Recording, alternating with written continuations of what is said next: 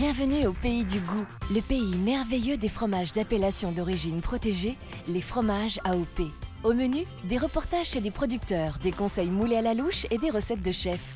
Pour commencer, que diriez-vous d'un bon plateau de fromage? Nous avons ici un ensemble de fromages au lait cru, donc en pâte pressée non cuite, qui vont des Pyrénées au Massif central, au Jura. On a le vieux brebis des Pyrénées en vallée d'Ossau, le Saint-Nectaire, Fermier, le Salers. Et puis le petit frère de l'Aveyron, le Laïol. Vous avez également pour la partie Savoie l'Atome des Bauges, le Reblochon, pour la Franche-Comté le Morbier, le Saint-Nectaire pour le Massif central. Vous avez des différences fortes entre le Laïol qui aura des goûts de petit lait prononcés, le Pyrénées brebis qui sera fort en goût de noisette, surtout quand il est bien affiné, puis le Reblochon qui n'a d'égal que lui-même avec pâte crémeuse magnifique. Ici, le terroir prend tout son sens puisque avec un même type de fabrication, on est dans des pâtes pressées non cuites, on obtient des fromages complètement différents parce qu'après le moulage, le temps d'affinage, le soin qui est apporté autour du fromage est différent et que les terroirs sont différents également. AOP, ça veut vraiment dire quelque chose, appellation d'origine protégée. On est sur un terroir, on est sur une historique de race de bétail et puis on est sur un historique aussi de mode de fabrication. Avec quel pain déguster vos fromages AOP? Les conseils avisés de Jean-Luc Pougeran, boulanger. Alors là, j'ai préparé juste une sortie de four toute simple avec un panel des pains qui vont vraiment accompagner les fromages et qui sont vraiment très bien. Alors ça, c'est le gros pain blanc de tradition française. C'est comme la baguette, c'est une mie très blanche, très aérée. Celui-là, il passe avec des fromages très charpentés, très typés. Un vieux comté, par exemple, on a envie d'avoir un pain très sobre et très nature. Ça va très bien avec. On s'aperçoit très vite que les fromages se marient aussi avec beaucoup de pain. Peut-être le vrai mariage réussi, c'est de faire un beau plateau de fromage et peut-être un beau plateau de pain qu'on va composer chez son boulanger. Et après, on partage. C'est vrai qu'on ne boit pas qu'un seul vin, non plus avec un plateau de fromage multiple. Et donc on peut marier les pains avec les fromages. Comment se fabrique un fromage d'appellation d'origine protégée?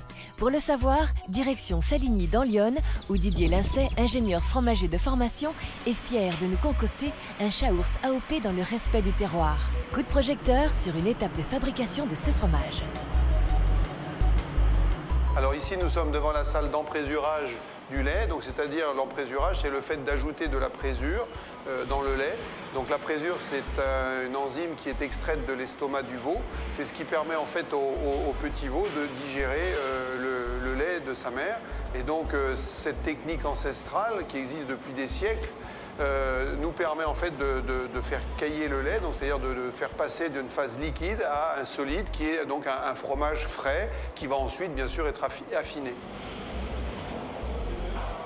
Ben là, on est sur des températures de 28, entre 26 et 28 degrés, avec une hygrométrie à 95%, donc c'est-à-dire dans une ambiance humide qui nous permet d'éviter un dessèchement du caillé et du fromage en formation. Donc pour le chaours AOP, si on ne respecte pas les températures et le temps qui sont impartis pour ces opérations, on n'obtient pas un chaours, on obtient un fromage, mais ce n'est pas du chaours. Notre voyage au pays du goût se poursuit chez Flora Mikula, qui a créé rien que pour nous une recette de risotto d'épeautre au potiron, champignons et vieux comté, AOP bien sûr. On est riche en matière grasse parce que bon, l'épeautre c'est sec, hein, ça absorbe. Là on va rajouter la moelle. Là on rajoute nos cubes de potiron, l'épeautre. Quand on voit que le grain d'épeautre est glacé comme ça, avec la graisse. Là, on ajoute le vin blanc. Et on va attendre qu'il soit complètement absorbé. Et là, on va rajouter son volaille. Donc, le risotto d'épeautre, là, a complètement absorbé le bouillon. Là, on rajoute la crème fraîche. On va lier. Donc ça, c'est un mélange de trompette de la mort, chanterelle, girolles. Donc on les fait bien poêler avant pour faire dégorger toute l'eau. Voilà. Donc là, notre risotto est prêt. On n'a plus qu'à poser des copeaux de vieux comté, un peu de champignons des bois sur le dessus. Voilà, maintenant il n'y a plus qu'à goûter.